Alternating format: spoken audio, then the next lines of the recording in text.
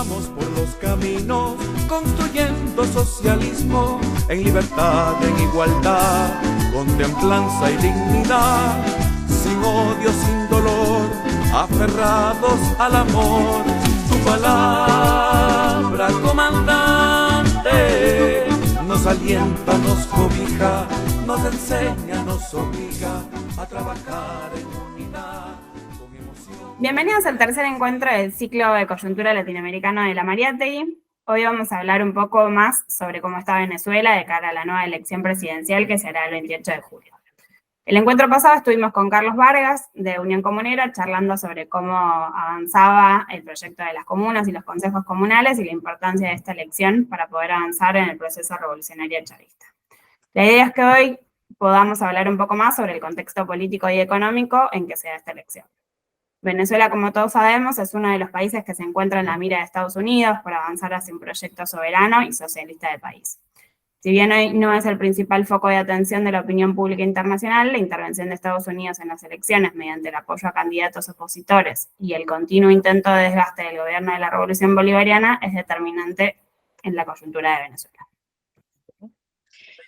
Bueno, y ahora para comenzar esta charla vamos a presentar y darle la bienvenida a Carmen Navas Reyes, diplomática y a cargo de la Dirección Ejecutiva del Instituto Simón Bolívar. Carmen, te agradecemos muchísimo tu tiempo. Y para dar comienzo, preguntarte, en relación a estos últimos años, sabemos que Nicolás Maduro enfrentó distintos desafíos, tuvo que ir tomando diferentes medidas. Nos gustaría un poco que nos compartas los principales temas y las prioridades que caracterizaron esta última etapa del gobierno de Nicolás Maduro. Bueno, saludos a todos, a todas, a todos, y agradecida a la Escuela José Carlos Mariátegui por esta invitación para continuar en estas conversaciones sobre el contexto político actual venezolano y sus retos y propuestas. Bueno, ya saben ustedes, Venezuela con el ciclo de progresista, el ciclo de izquierda del gobierno revolucionario del comandante Hugo Chávez, veníamos adelantando un proceso político, económico, social, con un modelo de la democracia participativa protagónica del pueblo venezolano, donde nuestra economía por primera vez daba frutos directos al pueblo venezolano a través de una política de distribución directa de la renta petrolera, porque como ustedes todos saben, Venezuela fue un país conformado en el siglo ya, inicios del siglo XX, como el principal proveedor de petróleo de los Estados Unidos, y a cambio de eso, el principal receptor de todo lo que la manufactura de, sobre todo Estados Unidos, enviaba, exportaba hacia Venezuela. Entonces era una economía netamente exportadora con una alta dependencia de lo que producía y de lo que vendía en los Estados Unidos, con una población con un consumo, un modelo de consumo más parecido a Estados Unidos que a cualquiera de nuestros países de la región, incluyendo hasta el propio consumo cultural, y ahí lo vemos, por ejemplo, el hecho de que Venezuela fue siempre uno de los países donde era más fácil ver una forma de vestir, de ser, de consumir y de llevar la cultura a modo americano que a modo propio venezolano. Un ejemplo, el único país que en este continente juega béisbol a la manera como nos enseñaron desde Estados Unidos. Este proceso de nuevo modelo económico con el comandante Chávez se inició principalmente a partir del año 2001 con las leyes habilitantes que dieron a Venezuela nuevamente el control sobre la renta petrolera, la ley de petróleo, la ley de tierra y, en fin, una serie de acciones políticas estratégicas que llevaban a avanzar en un modelo autónomo propio, con unas propuestas bien definida de qué queríamos hacer con nuestro modelo económico. Este proceso no era lineal, porque también hay que decirlo, porque muchas personas piensan que la crisis comenzó justamente en el 2013 con la llegada del presidente Maduro. No, antes hubo ya procesos críticos con el presidente, con el comandante Hugo Chávez. El golpe del 2002 es una respuesta a este intento soberano de controlar nuestra renta petrolera y proponer un modelo propio. También hubo en el año 2004 ya otros intentos, la huelga petrolera, el blackout petrolero en el año 2003. Procesos donde a Venezuela se le negaban los créditos y se le negaba el financiamiento de deuda. En fin, una serie de medidas que ya se veían, ya se conocían, ya estaban implementándose, pero que a partir del año 2013, con la llegada del presidente Nicolás Maduro en el primer gobierno después de la muerte del comandante Hugo Chávez, se potencializan, se radicalizan y se llevan a los extremos de 2014, Venezuela ser declarada un país, una amenaza inusual y extraordinaria para los Estados Unidos, lo que significaba una nueva categoría del país que no solamente tenía implicaciones políticas de desconocer la soberanía, desconocer a la elección, a la escogencia del presidente Nicolás Maduro, sino también que llevaba detrás una serie de medidas económicas, porque muchas veces se olvida que esta categoría también supone una relación con otros estados, no solamente con los Estados Unidos. El hecho de que te nombren una amenaza extraordinaria para la principal potencia de nuestro planeta, significa que los otros se van a cuidar en todas las medidas posibles, porque seguíamos estando, sobre todo en aquella época, mucho más que ahora, ante un modelo global de casi la hegemonía absoluta de los Estados Unidos, que también ha venido cambiando, y bueno, ustedes seguramente harán un análisis más global y podrán dar elementos más propios para este análisis. Eso sucede en 2014, nosotros podemos ahí dar también algunos elementos de análisis que es importante que se comprendan. Para muchos, el gobierno del presidente Nicolás Maduro llegaba un gobierno debilitado. Para esos analistas de este campo, era un gobierno que venía a sustituir a un líder carismático de una altísima popularidad.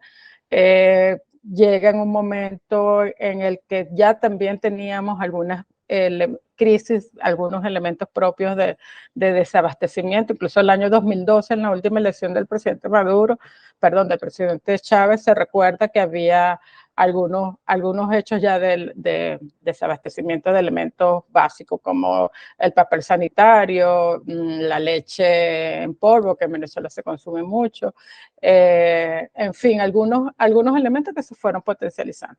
Entonces, 2013, 2014, un presidente que primera vez se lanzaba la elección con un liderazgo todavía delegado por el presidente Chávez, ¿no? Se hereda este liderazgo en una elección donde la diferencia con respecto al principal candidato de opositor, que es Capriles Radonsky, fue mínima, ya generándose las primeras escenas de la violencia política venezolana que aquí llamamos guarimba, que ustedes seguro ya están también habituados al concepto. Las primeras reacciones a la economía que se van fortaleciendo, también un contexto regional en el que hay cambios importantes, donde Venezuela ya no es solamente parte de una ola progresista, sino que también los países que eran parte de esta ola están teniendo sus propias crisis. Entonces, esos momentos son importantes tenerlos para la valoración de este contexto. 2015 se inician las primeras medidas coercitivas unilaterales. Nosotros no las llamamos sanciones, porque sanciones solamente las puede aplicar el programa, las Naciones Unidas, el Consejo de Seguridad de las Naciones Unidas. Mientras no sea eso, son medidas coercitivas unilaterales. ¿Por qué son coercitivas? Porque, bueno, tratan de impedir que el proceso político venezolano avanzase como nosotros soberanamente decidimos a través de la elección del presidente Nicolás Maduro. son coercitivas porque son una manera de chantajear, de evitar que el propio pueblo venezolano elija, y son unilaterales porque finalmente es un país que no tiene ninguna manera de legitimar este proceso ni en un proceso multilateral como ya dijimos Naciones Unidas, ni la OEA, ni otro sistema donde otras naciones soberanamente permitan primero la posibilidad del Estado venezolano de defenderse, incluso de poder proponer algunas otras alternativas. No, eso fueron directamente aplicadas por Estados Unidos con algunos de sus estados, países, satélites, que también sabemos terminan siendo proxies de la política exterior de los Estados Unidos. Entonces, por allí nosotros tenemos este contexto importante de decir, en esa misma medida, las primeras acciones se fueron incrementando a un nivel que hasta los propios países que también son víctimas de este tipo de acciones unilaterales, y los conocemos bien, como Cuba, como países como Irán, como otros, Zimbabue, vieron que en el caso de Venezuela se implementan unas medidas directamente o dirigidas directamente a atacar lo que es el núcleo de la economía venezolana. Es decir, esto que ya habíamos hablado antes, que Venezuela fue conformado artificialmente como un país meramente productor de petróleo y su principal cliente, principal receptor de este petróleo siendo los Estados Unidos, se ataca a esta fuente que es la fuente del 90% del ingreso venezolano. Es decir, es una acción dirigida a definitivamente acabar con la economía venezolana, no para otra cosa, sino intentando llevar con ello la estrategia del cambio de régimen, que con el gobierno después de Trump se potencializa mucho más, ¿no? Estamos hablando de 2 periodos, y es importante también porque este elemento de análisis creo que es bueno tenerlo, porque pasamos del gobierno de Obama, que fue el que implementó la categoría de amenaza inusual extraordinaria, al gobierno que es demócrata, que son los progresistas, porque muchos en nuestros países y en nuestro continente confunden a los demócratas como la izquierda desde los Estados Unidos. Y luego vemos nosotros, podemos dar fe que no es así, que es con este gobierno llevado por un afroamericano, por alguien que tenía un discurso de amplitud y supuesta acciones para las minorías estadounidenses o para grandes sectores excluidos de Estados Unidos, no es así con respecto a la política exterior.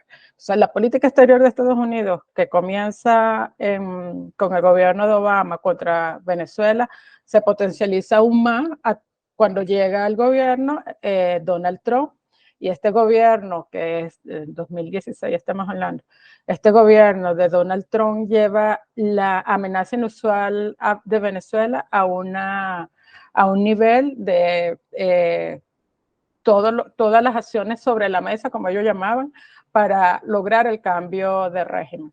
Entonces nosotros estamos hablando allí de una situación en la que diariamente el trabajo de nosotros como diplomáticos venezolanos era contabilizar las medidas coercitivas que se aplicaban a Venezuela.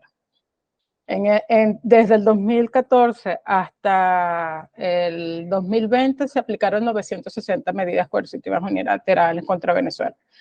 Cada una de ellas dirigida a todas las posibles fuentes de financiamiento que encontrase o pudiese tener el gobierno venezolano. Primero, su principal y tradicional fuente, que es el petróleo. Entonces, allí se sanciona directamente a la empresa petrolera venezolana, PDVSA, que no podía vender ni un barril de petróleo.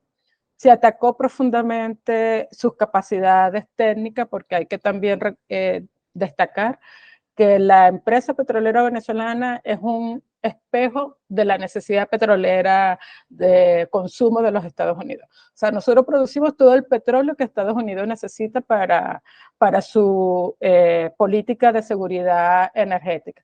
Esto tiene varias características que también es interesante conocer en lo que es la industria petrolera mundial. Petróleo venezolano es un tipo de petróleo que necesita ser sobre todo refinado, necesita algunos componentes químicos, algunos componentes técnicos específicos, y todos esos componentes fueron creados, formados y diseñados en Estados Unidos. ¿A cambio de qué? Que nuestro barril de petróleo a una distancia bien corta llegase a su refinería de manera directa, sin las crisis, sin las guerras, sin los problemas que pueden tener otras fuentes como son en el Medio Oriente, incluso otras fuentes como son las europeas. A pesar de que nuestro petróleo es más pesado, nuestro petróleo está hecho para ser refinado en Estados Unidos. Y la empresa principal de refinación venezolana, que es Citgo, está en territorio estadounidense. Esto lo digo porque sobre todo nuestros jóvenes y los que se forman en la Escuela Mariátegui tengan todo el panorama. Nosotros no estamos hablando solamente de una situación política de un país, pequeño país del Caribe. Nosotros estamos hablando de un componente importante de la geopolítica mundial.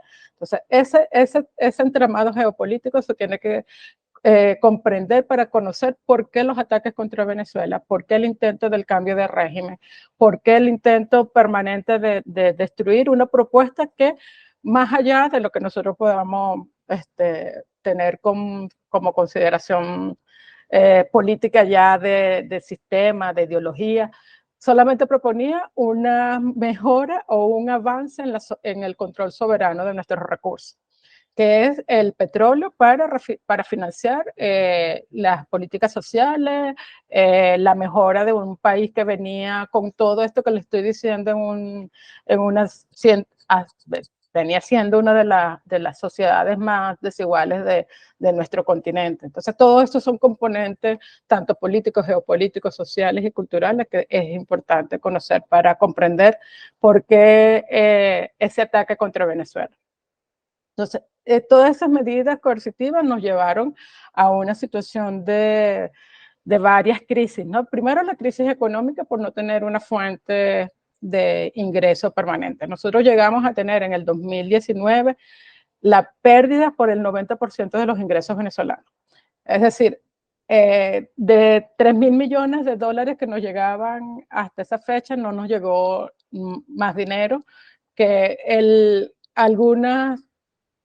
nosotros llamamos, el presidente Maduro le dice, ¿no? Algunas acciones que no han debido hacerse ocultas, porque eso es también una de las cosas que logran los bloqueos, y todos los países que estamos bajo bloqueo lo sabemos bien, que nosotros no podemos tener una economía con todas las medidas de transparencia, de apertura, incluso, quiero hacer notar esto, el régimen de medidas son incluso en contra de su propio sistema político del libre mercado, porque nosotros lo mínimo que podemos hacer es vender libremente lo que producimos y recibir libremente por el recurso que por ello que mereceríamos por esa venta. Entonces, la primera cosa es la pérdida del ingreso. Esa pérdida de ingreso, ¿qué significó? Todo el avance social y político que se logró con el presidente Chávez se pierde. ¿Por qué? Porque la primera fuente de ingreso que ayuda, que permitió, que conseguía lograr una renta petrolera, una división, una distribución de la renta petrolera más equilibrada, se pierde. Entonces, la primera cosa es que todo ese ingreso que era para educación, para salud, para viviendas, para mejoras en vialidad, etcétera, se pierde. Entonces, ¿quién es el que garantiza en Venezuela la igualdad, el avance social, el equilibrio de todos los ingresos y un sistema más democratizado de los ingresos? Es el Estado venezolano. Nosotros no tenemos otra fuente porque es a partir del petróleo que se hizo, es a partir del petróleo bajo el control del Estado que se permitió. Entonces, tú no tienes ingresos. ¿Qué sucede? Comenzamos a ver nuevamente en Venezuela un proceso de desigualdad creciente en esos años, que en los últimos años se habían subsanado.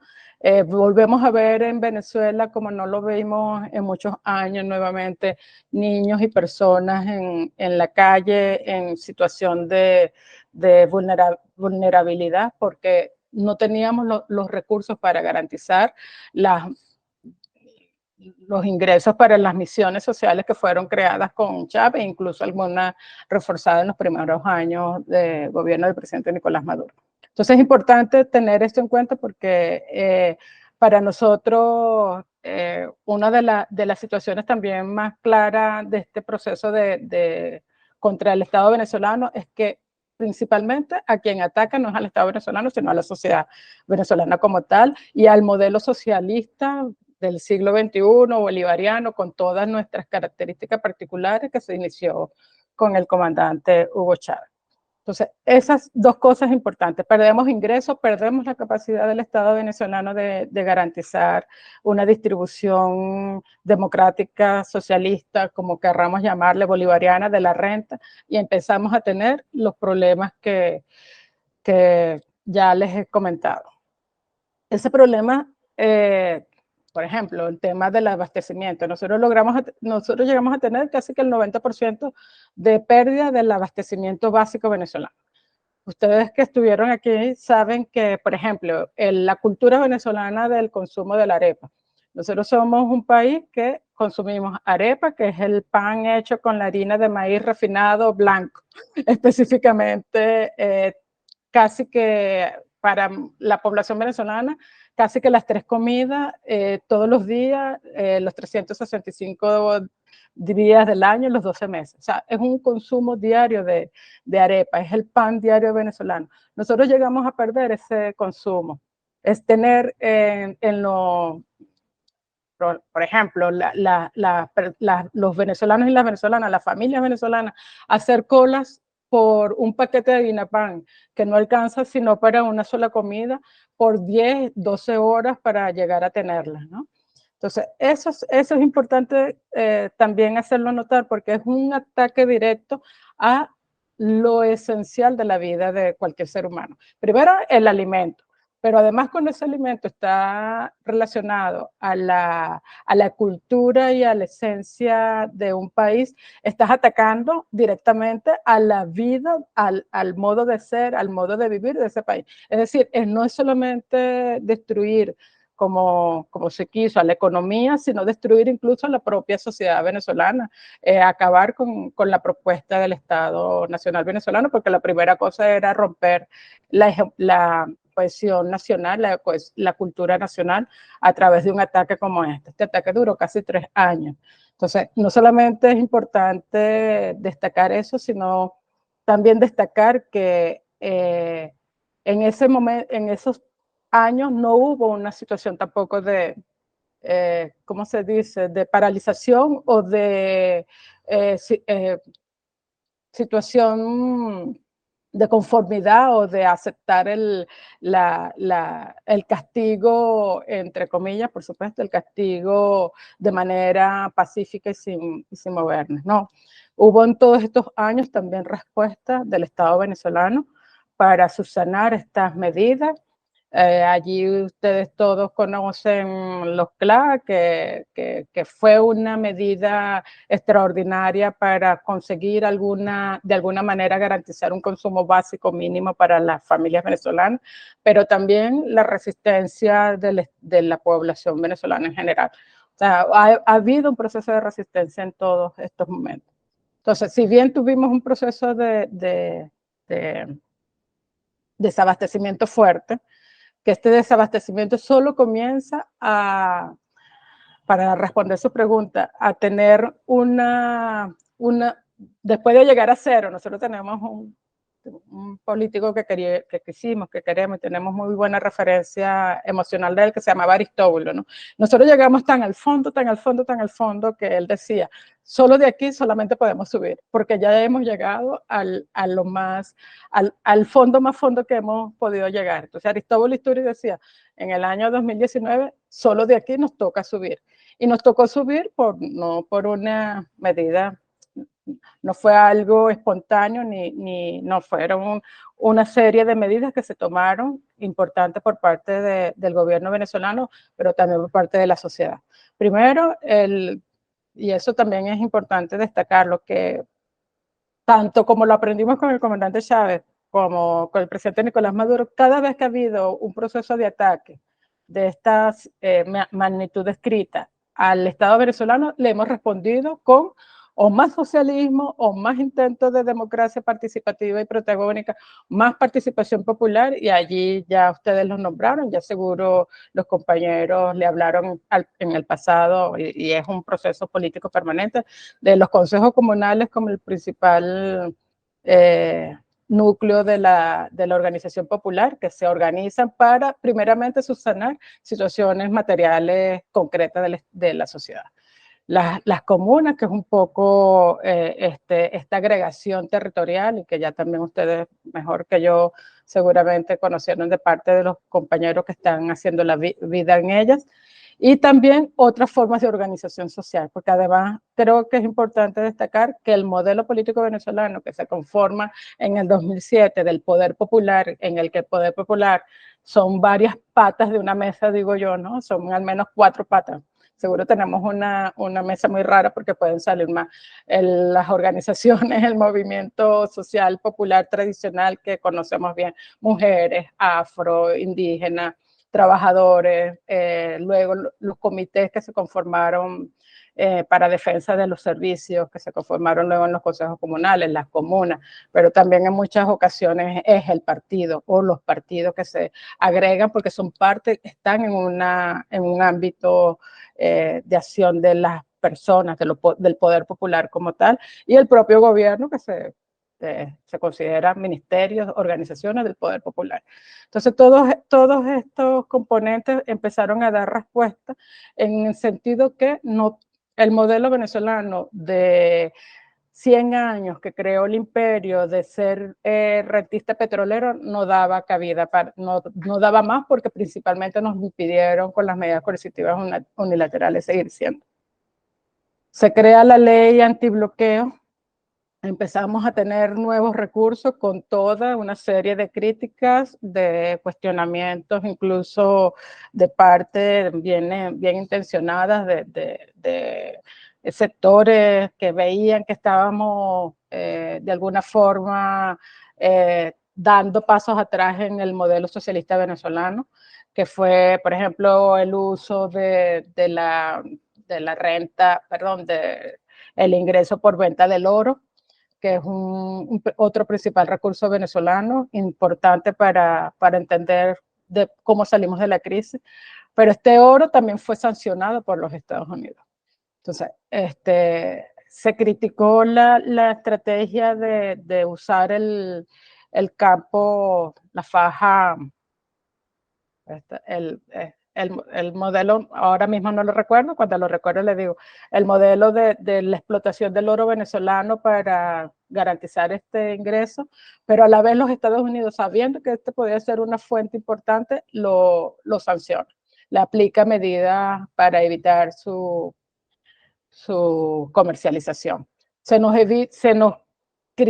nos sanciona la posibilidad de tener, porque los Estados Unidos siempre han tenido necesidad de nuestro petróleo, y aunque permiten, por ejemplo, que aquí esté Chevron, que nunca se ha ido, se le ha permitido alguna participación en la industria petrolera, podíamos hacer todo menos venderle a Rusia, y no estamos hablando en la guerra, sino mucho antes de la guerra, venderle a Rusia o venderle a China. O sea, podemos hacer todo, pero no venderle a ellos. Nuevamente el componente geopolítico importante de esta relación.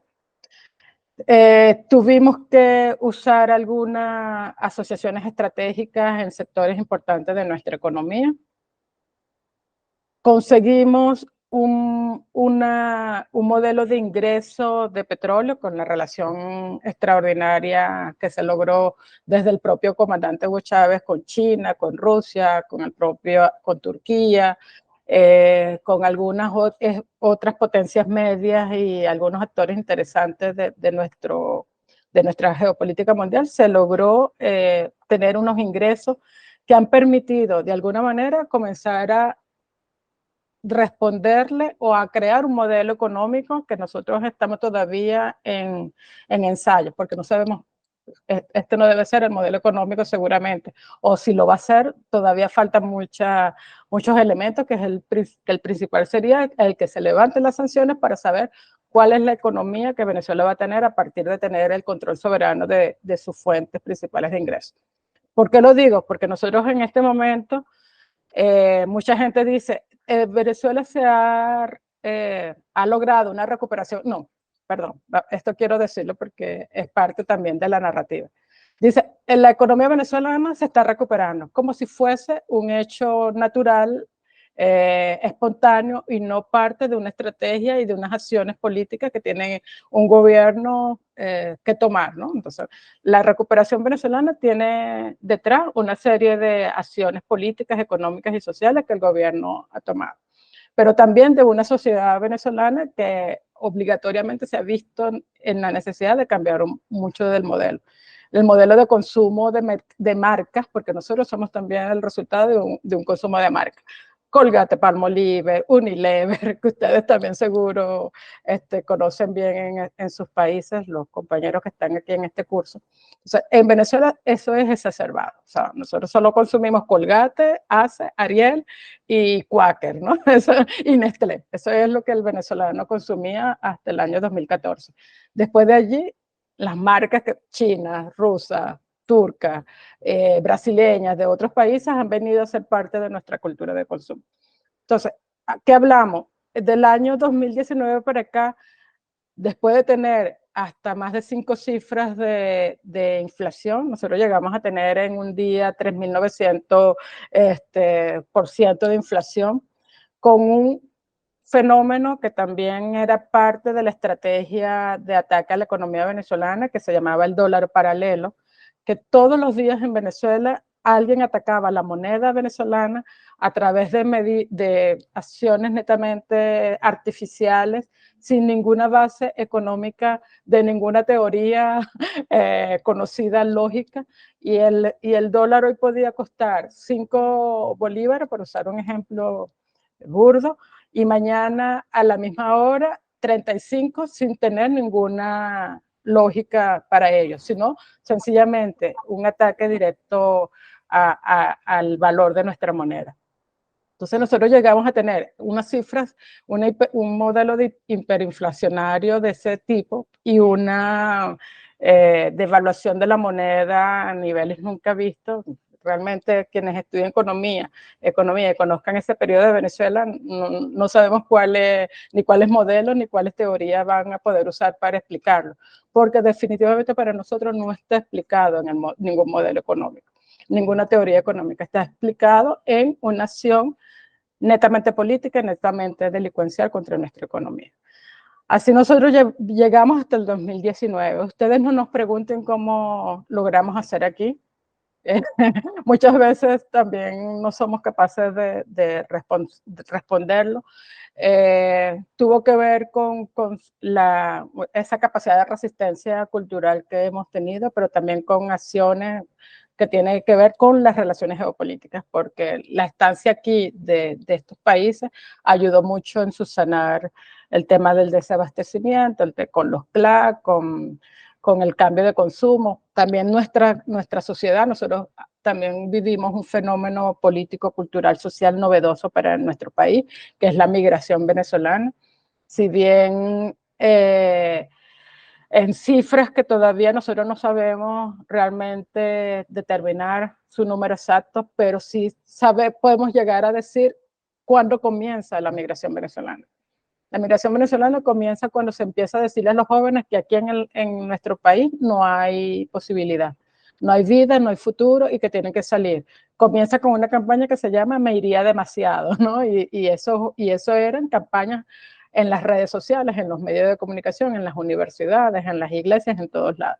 Entonces, esa población que luego se fue, además impulsada por la situación económica, por campañas políticas que llevaron estados y gobiernos de nuestra región, como el Grupo de Lima, que ustedes también conocen bien, que se le dieron condiciones de estatus de refugiados y asilo político, que son dos figuras muy sagradas en el campo de la diplomacia a un grupo de personas solamente porque con ellos se atacaba al sistema político venezolano y al gobierno. Entonces estas personas también, si bien no es una cifra comparada con sistemas como México, como El Salvador, como Centroamérica, donde las remesas familiares tienen un peso económico específico, se ha estudiado, se valora dentro del Producto Interno Bruto de ese país. En Venezuela, si bien no es comparado, porque nuestro 90% es de ingreso petrolero y no hay manera de sustituir eso, sí se puede decir que algunas de estas cifras ayudaron también a nuestra sociedad, sobre todo a las familias, con un problema que nuevamente lo recuerdo, que ya lo hablamos, que es la desigualdad, porque las remesas familiares no ayudan a la igualdad. Las remesas familiares ayudan a subsanar un problema específico de las familias. Entonces eso también es importante tenerlo allí para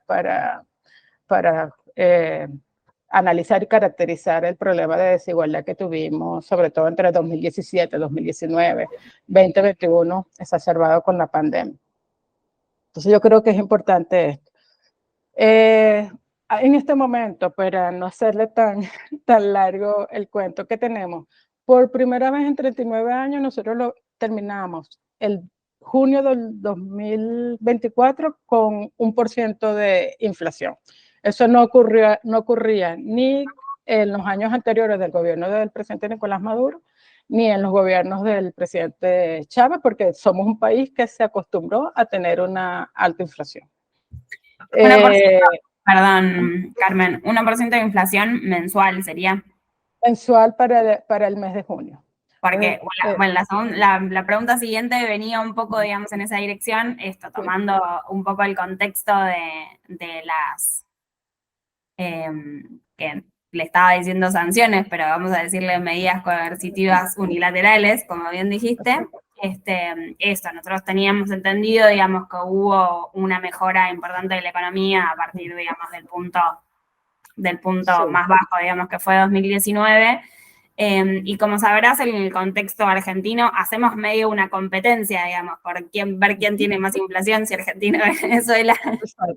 Entonces nos interesaba también, digamos, por ahí eso, detallar bien cómo fue la mejora, porque es eso, de pasar de 5.000% de inflación a tener un 1% de inflación mensual es un avance importante y además en el marco, digamos, de todo lo que se detalla de Venezuela y de todas las intervenciones de Estados Unidos que estabas mencionando. Eso, como hacer un hincapié ahí, digamos, para ya meternos en la segunda. Claro, sí, exactamente. Es parte de las acciones políticas y económicas que se ha tomado el gobierno venezolano. Es decir, controlar la inflación, y eso también es un proceso de discusión. Yo no soy economista y me lo voy a saltar porque para muchos dicen controlar la inflación tal vez pone en riesgo para muchos el ingreso de la población, porque ya no hemos resuelto todos nuestros problemas, ¿no?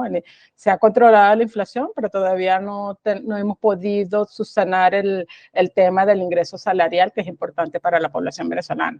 Pero ya controlar la inflación, el hecho de que el poco ingreso que tenga la sociedad venezolana no se vaya diariamente en los altos precios de los bienes de consumo básicos, es una buena política. Y se nota también en la mejora, ha habido ciertas mejoras en el consumo interno y eso es importante también destacar. ¿Cuáles son las acciones que han venido detrás? Nuevamente, se han conseguido, a partir del año 2019 se creó una ley antibloqueo, que esta ley suponía que el Estado venezolano, el gobierno venezolano, controlase algunas nuevas fuentes de ingresos. La explotación del oro es una, el haber tenido que tomar asociaciones estratégicas en algunos campos también es otra, y eso es importante también decirlo. No hemos privatizado, pero se han hecho algunas sesiones o se han aceptado algún porcentaje importante de participación privada en algunos sitios estratégicos de la economía nacional que han permitido este ingreso. De otra forma no sería. La propia situación geopolítica mundial nuevamente, no estamos solos, no estamos jugando, nosotros llamamos pared, no sé cómo llaman en Argentina, este juego donde tú lanzas una pelota contra la pared y tú eres el receptor y quien la lanza. No estamos jugando eso, no estamos jugando o un juego, yo diría lo más parecido, o es un béisbol o es un fútbol, porque hay muchos actores y muchas estrategias en el campo. Entonces, ese juego geopolítico nos ha dado un cierto alivio, y es la guerra, la situación de desestabilización en el Medio Oriente, en la propia guerra con Ucrania. Venezuela sigue siendo el principal proveedor seguro de petróleo de los Estados Unidos desde el año 1914. Entonces, eso ha conseguido que se aliviasen algunas de las medidas coercitivas unilaterales fundamentales. Entonces, eso, si bien nosotros no hemos llegado al nivel nosotros producíamos 3 millones de barriles de petróleo diarios, y ese 3 millones de barriles en $100 suponía todos esos ingresos que nosotros hablábamos. Entonces, ya dijimos que perdimos en el 2019 más del 90%, o sea, ya ustedes pueden sacar la cuenta. Pero con la crisis mundial, Venezuela ha venido recuperando poco a poco su capacidad de producción de petróleo, que todavía no llega al máximo por la propia situación de la industria, que tuvo un decaimiento muy importante, y recuperarla no es una situación ni fácil ni rápida, pero se han logrado alcanzar unos niveles que permiten nuevamente un ingreso al Estado venezolano. Entonces, nosotros seguimos siendo una economía dependiente del control que el Estado tenga de su principal fuente de recursos, porque el privado venezolano no es el privado de otros países, porque no genera una renta suficiente, y si me permiten el chiste, son los más socialistas de Venezuela, porque ellos sí viven del Estado venezolano. Entonces, ellos necesitan un Estado fuerte y con recursos para poder financiarse. Entonces, ese privado venezolano ha tenido un rol allí, de alguna forma, con la ayuda del Estado venezolano, de generar cierta riqueza, ¿no? Entonces, eso también es parte del modelo a estudiar, ¿no? Aquí ojalá hayan buenos economistas y se interesen y vengan a investigar lo que se ha hecho, o tratar de llegar a algunos análisis interesantes. Entonces, con eso... Perdón, Carmen, te interrumpo de vuelta. Resolvieron entonces un poco el tema del abastecimiento, ¿no? El abastecimiento sí, fíjate, sí, no. El abastecimiento, la principal cosa que se logró fueron 3. Primero, un aumento de la producción nacional, y esta producción nacional no es del gran capital, es muy del pequeño productor. Por ejemplo, en el tema de la economía, de la agricultura, es la agricultura familiar, la agricultura pequeña, que subsanó parte del desabastecimiento, ayudado por el cambio de un consumo venezolano ya más hacia las frutas, hacia las verduras, porque también somos consumidores de muchos procesados. Entonces, eso, una de las primeras cosas. Una economía familiar que ayudó, una agricultura familiar que ayudó a subsanar el desabastecimiento agrícola. Unos pequeños y medianos empresarios que lograron manufacturar en contra del gran capital, o mejor dicho, del gran empaquetador, porque es lo que es realmente polar. Ejemplo, nosotros hasta el 2019 consumíamos primordialmente una harina, y la harina pan, que es la pan, y todo el mundo, de hecho, a la harina de maíz le llama harina pan y no le llama harina de maíz por el modelo de consumo monopolizado, ¿no? Entonces, la harina pan dejó de ser el monopolio o el que genera la mayor cantidad de harina. Entonces, ahora mismo en este país, y esa es parte no es del milagro, ¿no? Es parte de la estrategia que se ha hecho. Hay hasta 8 o 10 tipos diferentes de harina de maíz. Entonces, se han potencializado pequeños productores, se ha conseguido, incluso se ha ayudado a cambiar el patrón de consumo. Si bien las personas, si le ponen a escoger una harina y otra, se van a ir nuevamente culturalmente por la pan, al menos ahora tienen hasta 7 tipos diferentes, incluyendo de maíz amarillo, que es realmente el maíz venezolano. Porque mucha gente no sabe que el maíz blanco nosotros lo importamos casi siempre de Argentina, de otros países de la región que producen el maíz blanco. Entonces, todo esto de la cultura, el consumo y cómo son generados estos productos en Venezuela también es importante tener. Entonces, en este momento, con inflación de 1%, con alto abastecimiento, porque uno va a los mercados, automercados en todas partes, y el abastecimiento es de 100%, con una gran cantidad de productos venezolanos, es importante tenerlo en cuenta. Y también quiero hacer parar aquí un poquito, que es importante en cuanto a la parte psicológica de la economía, ¿no? Y es un tema que nosotros, quienes vivimos ahora, el tema de la migración era muy importante. Muchas de las personas que salían del país, lo primero que hacían era tomarse la foto en los automercados de Argentina, de Chile, de Perú, etcétera, para mostrar la cantidad de productos que había en contra de lo que se vivía en Venezuela, de las alacenas vacías, ¿no? Eso es un elemento psicológico importante, que también es un elemento psicológico para nosotros tener en cuenta, cuando sabemos que las alacenas llenas no necesariamente significa consumo para toda la población, porque sabemos que en nuestros países muchas veces la desigualdad, la falta de salario, sí, no te permite consumir como tú quieres. Y esa era una de las cosas que discutíamos también en Venezuela, ¿no? Tú tienes que tener capacidad de abastecimiento siempre, pero también capacidad de consumo, porque si no generan los problemas de desigualdad que sabemos y que nosotros logramos subsanar en una época. Entonces, en este momento, 1% de inflación, abastecimiento de 100% y un incremento de un consumo importante es el escenario político, económico y social que está recibiendo esta elección. ¿Qué sucede? No hemos conseguido, o yo no sé,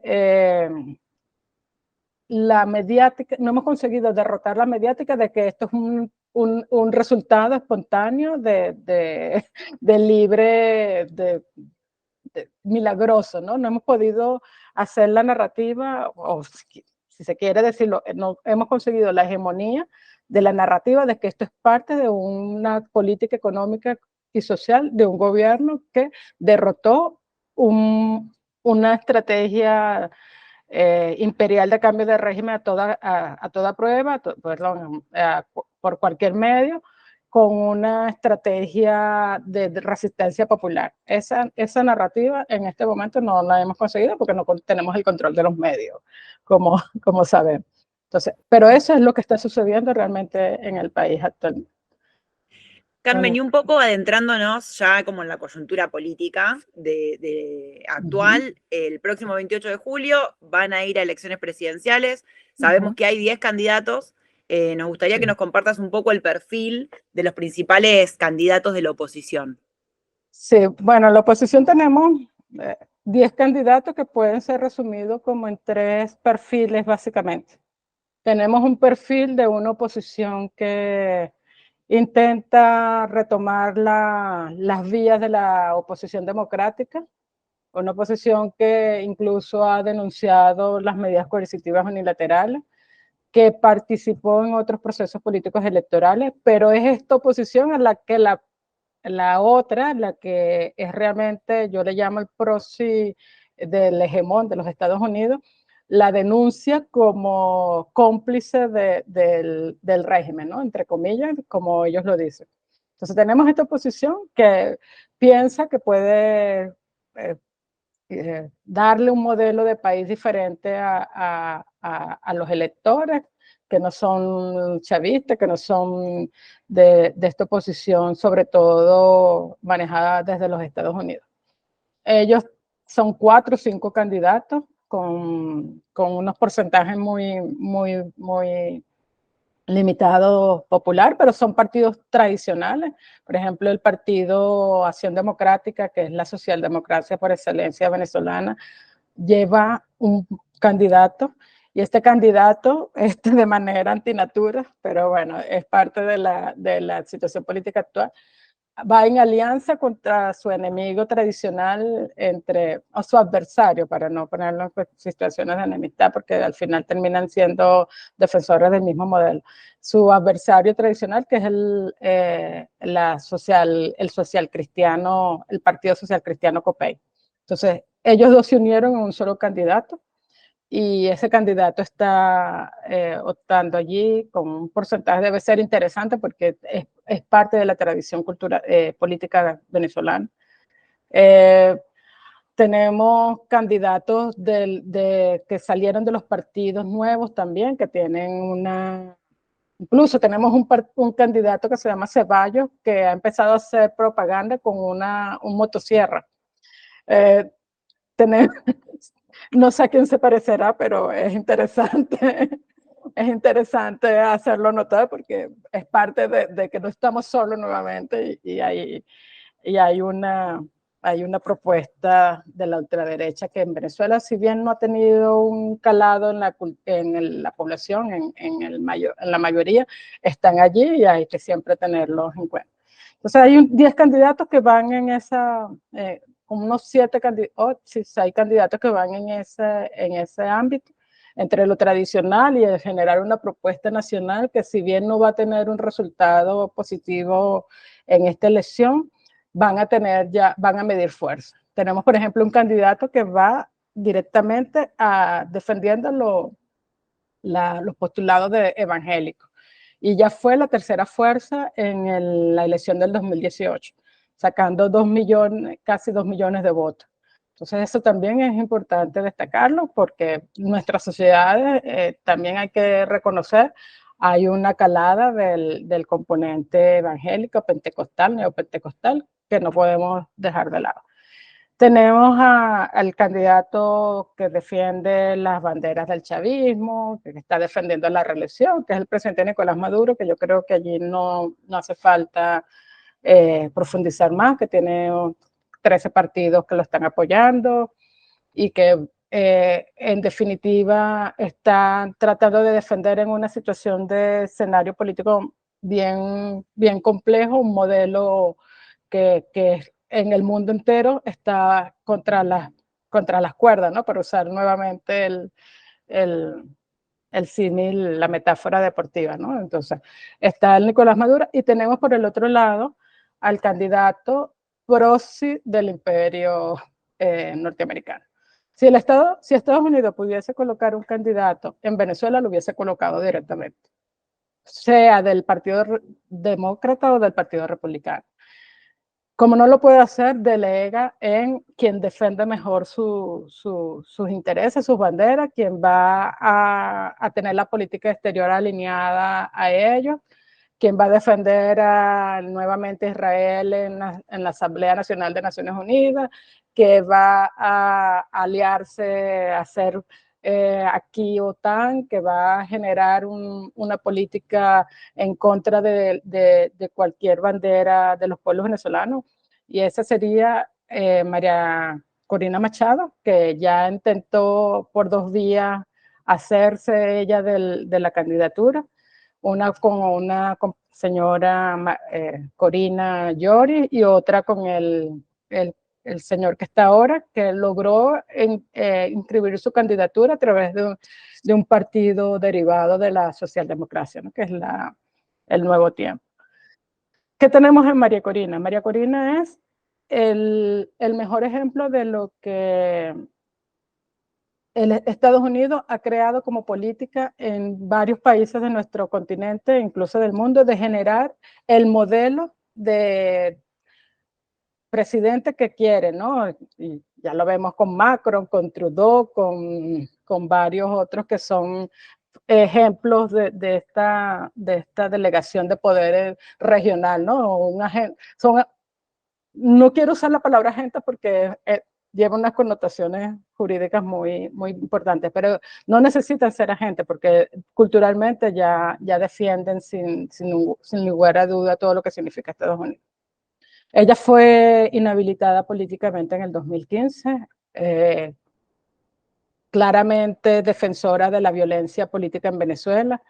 Se sentó en la Asamblea General de la OEA con una delegación de Panamá para pedir invasión en Venezuela. Ha llamado varias veces a aplicar el TIAR y varios otros mecanismos regionales contra nuestro país.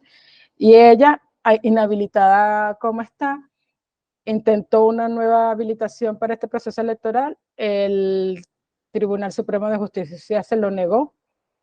El chantaje al Estado venezolano desde todo este año era que si no se dejaba participar a ella, iban a incrementarse las medidas coercitivas unilaterales o aquellas licencias que se habían hecho, se habían dado, se iban a retirar.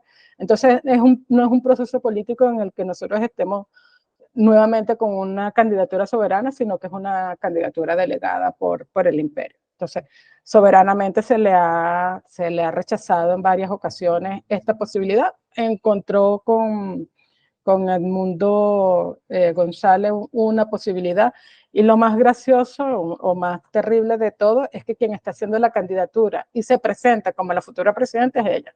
Entonces ya ahí tenemos también un intento de fraude electoral, incluso de violación de las leyes venezolanas, porque no hay ningún supuesto dentro de nuestra Constitución en el que en el negado, el señor Ganaza, en el supuesto negado, que no lo vamos a permitir de ninguna forma, y ahí me quito el sombrero de analista y me pongo el de militar, ella no tiene cómo ser presidenta en este país, sino es con una violación flagrante de la Constitución.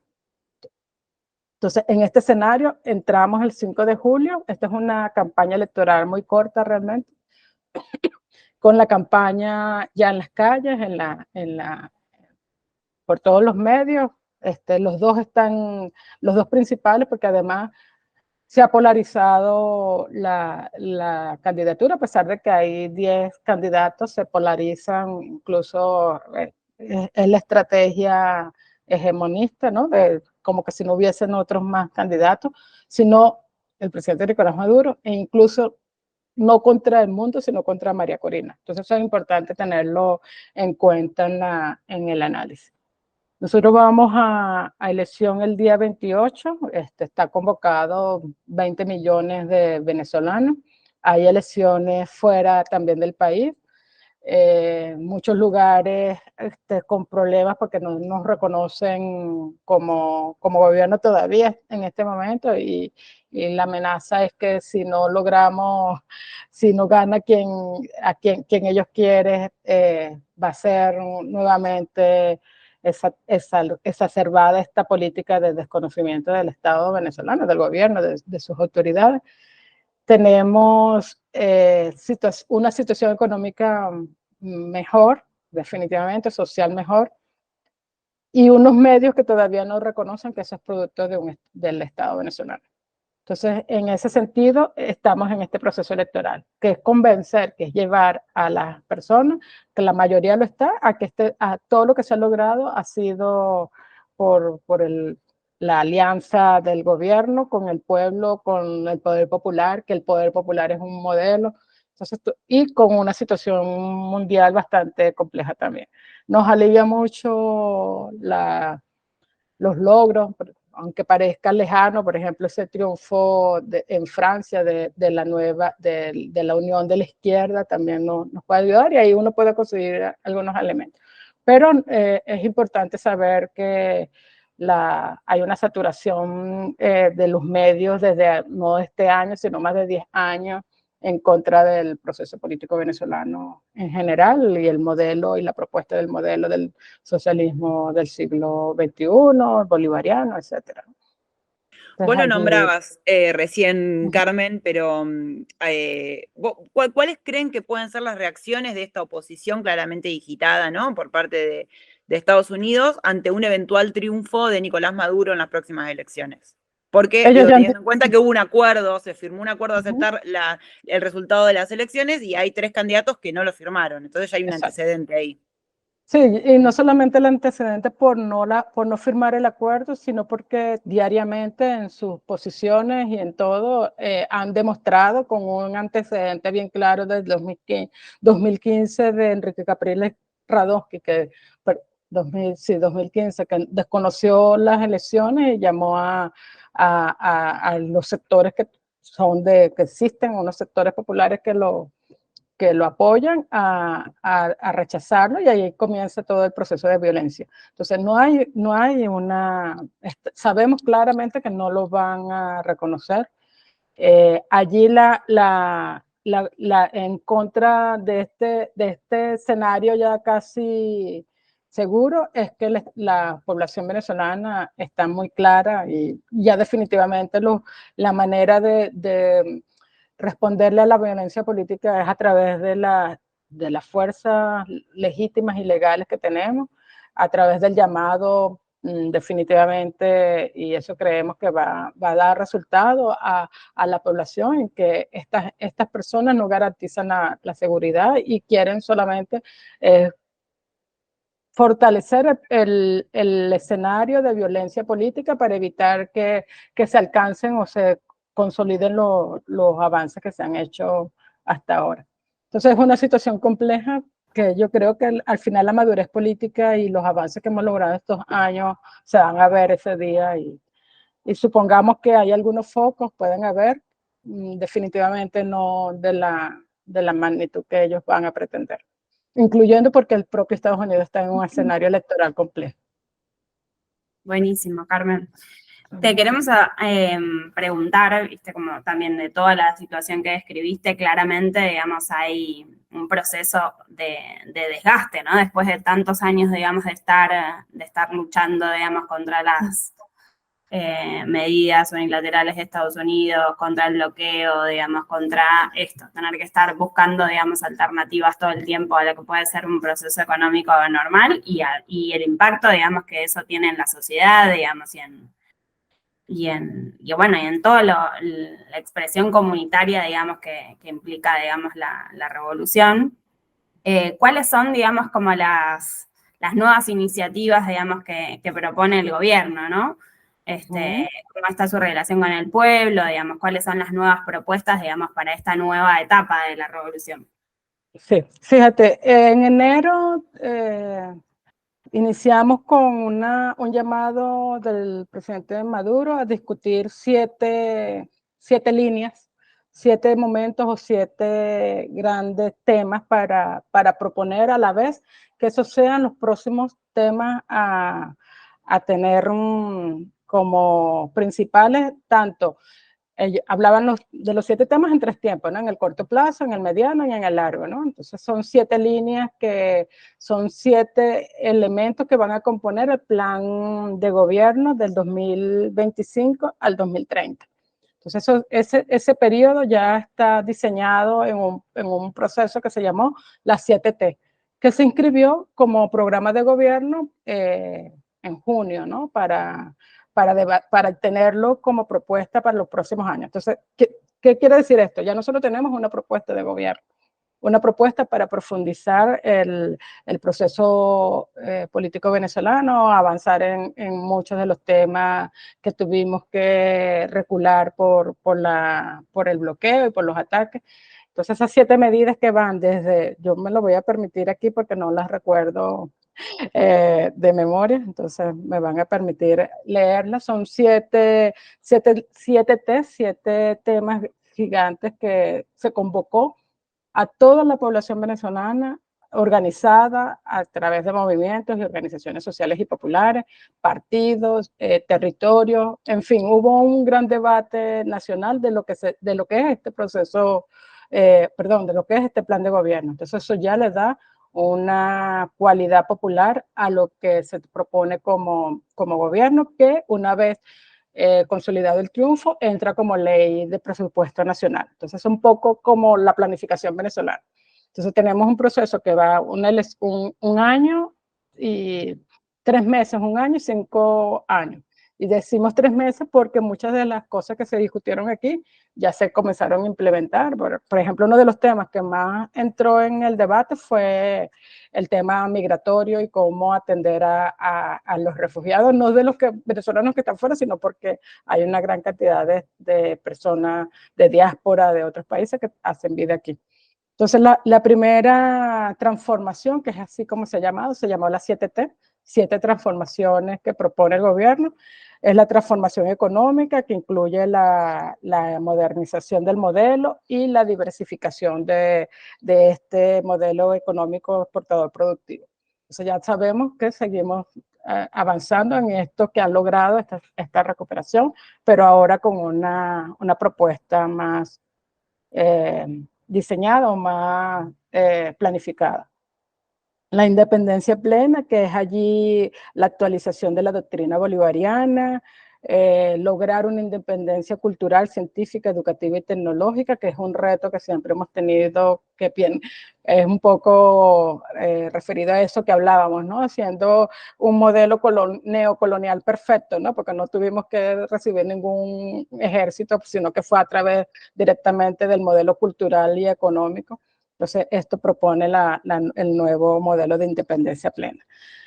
La seguridad interna y territorial, que ustedes saben es importante. Tenemos una amenaza muy cercana. El Comando Sur sigue siendo el tiburón que va por las aguas del Caribe, y nosotros tenemos una controversia territorial importante en Guyana y sabemos que ellos están allí azuzando, ¿no? Incrementando la posición del gobierno de Guyana en contra de nosotros, y bueno, eso es importante tenerlo en cuenta. Tenemos la renovación del modelo humanista y socialista, que es el fortalecimiento del Estado, la consolidación de las políticas de misiones que se han diseñado para resolver varios de los temas sociales que tenemos. Y bueno, aquí hay una propuesta de avanzar en los valores cristianos y humanistas. Allí se las dejo, no se las voy a discutir, pero es importante que se sepa que bueno, aquí hay una gran población que tiene como valores eso, ¿no? El cristianismo de revolucionario, que lo empezamos con el comandante Chávez y que el presidente Nicolás Maduro del gobierno lo ha implementado y ha profundizado el tema.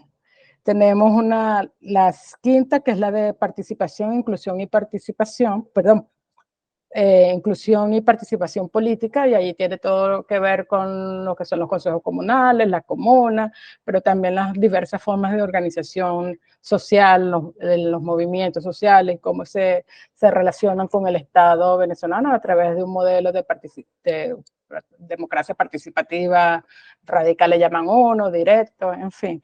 Es todo lo que tiene que ver con el modelo de democracia participativa y protagónica venezolana, que está en Constitución, pero que acá también se propone tenerlo como uno de los temas principales. La sexta sería la transformación ecológica, que también ya lo hemos ya se ha venido implementando o trabajando o discutiendo, porque es parte del plan de la patria, que es el quinto objetivo histórico nacional, que hablaba de la defensa del planeta. Nosotros siempre, muy a lo venezolano, ¿no? Con los grandes temas planetarios globales y no solamente conformarnos con lo que es adentro de nuestras fronteras. Entonces hablan de la preservación del planeta, luchar contra la crisis climática, ayudar a la mitigación de los impactos y la defensa de la Amazonía. Esa sería la sexta T. Y la última, que tiene que ver con todo esto que nosotros hemos también hablado, que es que tenemos una relación geopolítica importante y hay un liderazgo de modelo que no solamente depende de nosotros, depende de otras alianzas, ALBA-TCP, de la participación en los BRIC, la defensa de la OPEP, en fin, varios mecanismos que se contraponen en la geopolítica mundial al modelo hegemónico que todavía intenta mantener Estados Unidos. Entonces, eso serían las 7T que se discutieron casi por 3 meses, se generó un documento, se propuso como plan de gobierno y debiera estar siendo consolidado el año que viene como el plan por los próximos 5 años, hasta el 2030. Eso bueno, es... pa'lante, como diría el comandante. No, Sí, bueno, se nota mucho en la agenda que efectivamente, digamos, como retoman por ahí la senda, digamos, después de toda la crisis más profunda, la agenda bolivariana plena. No sé si querías agregar algo más, eso cómo viene, digamos, las encuestas, cómo viene, digamos, eso como y calando, digamos, un poco la candidatura, la elección, las propuestas, digamos, en el pueblo, como para ir cerrando. Sí, fíjate, encuestas tenemos extremas, ¿no? Tenemos encuestas que dicen ellos que gana María Corina a través de su candidatura a Proxy con 80% del electorado, y tenemos una realidad realmente en la población venezolana que acompaña masivamente la campaña. Yo las encuestas en Venezuela siempre las agarro muy con pinzas, ¿no? Porque todo este proceso político electoral que hemos vivido en los últimos 25 años no ha mostrado una encuesta que realmente haya tenido un resultado bien cercano, bien sólido. Hay algunas encuestadoras que dicen que el presidente Nicolás Maduro va con el 54%, otras con el 61%, otras que dicen que la oposición va con este 71%, pero definitivamente yo creo que el ambiente en la calle es de importante apoyo al presidente Nicolás Maduro, que eso se va a ver el día domingo, pero también se tiene que tener en cuenta que quienes están jugando dentro contra nosotros no son definitivamente unos candidatos, un adversario nacional y solo que no tiene recursos, ¿no? Tienen muchos recursos, están jugando muy duro, están amenazando en muchos ámbitos extorsionando, tratando de chantajear a la sociedad venezolana. Entonces todo eso hay que responderle de manera organizativa, y eso también lo estamos haciendo pues, en los territorios, con los consejos comunales, con las comunas, con el partido, con los sectores que apoyan. Hay una organización en el territorio que no se ve en la encuestadora. Entonces, bueno, yo creo que va a ser bien importante el día domingo cómo haya la participación. Entonces, bueno, cada voto se va a defender, se va a buscar y se va a defender, ¿no? Las fuerzas partidistas tienen todos estrategias, y eso va a ser importante para Venezuela el domingo. Bueno, Carmen, te agradecemos muchísimo tu tiempo. Desde acá claramente apoyamos y creemos que es fundamental el triunfo y la continuación de la Revolución Bolivariana para toda Latinoamérica y el Caribe. Así que vamos a estar acompañándolos y acompañándoles y apoyándoles desde acá. Y bueno, muchas gracias por tu tiempo y por esta entrevista. Muchas gracias, Carmen. Esperamos una gran oleada roja. Nos vemos pronto, ojalá acá en Venezuela, en Argentina, donde nos convoque. Vivir viviendo, vamos por los caminos construyendo socialismo.